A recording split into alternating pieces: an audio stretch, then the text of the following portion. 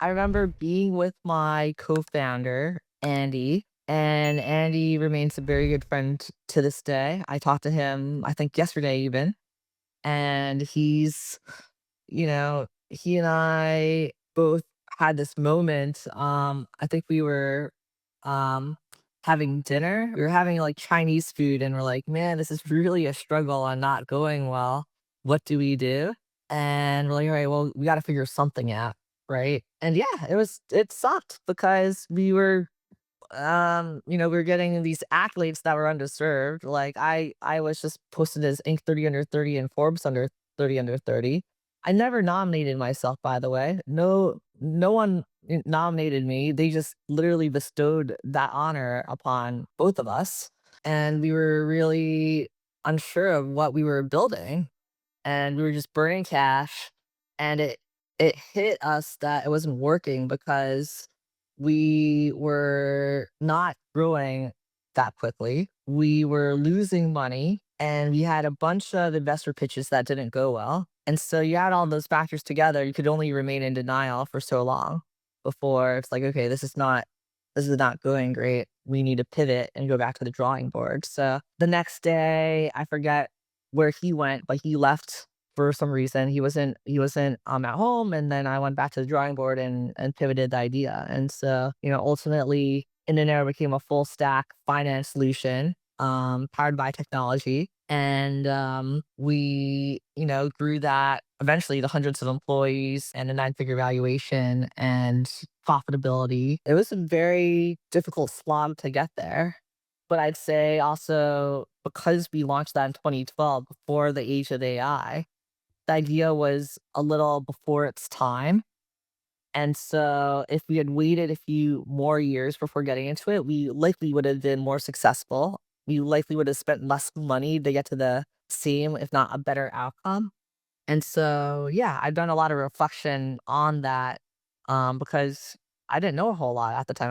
I was 21 or 22 when we were doing that, Bilal. The reflections I have now are even more evolved than the reflections I had 5 years ago on Mhm. what happened in 2012.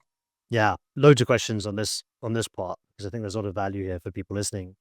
First of all, so Yeah. you and Andy just get nominated, right? This Inc. 30 under 30.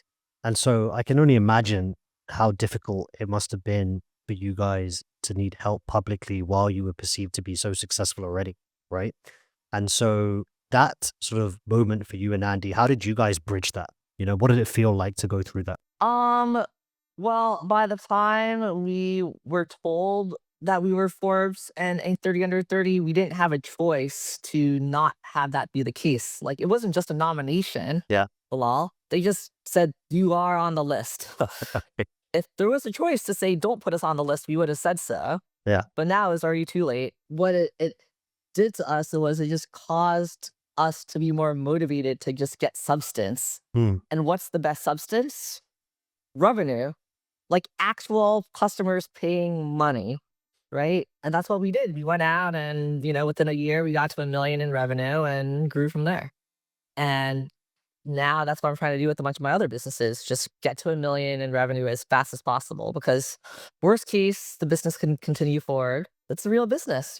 So I have a bunch of those going on right now where just making money and it left a lasting impression on how I start businesses now. Yeah. I think something that I see time and time again with entrepreneurs is when they get knocked down, how it shapes their identity moving forward, you know?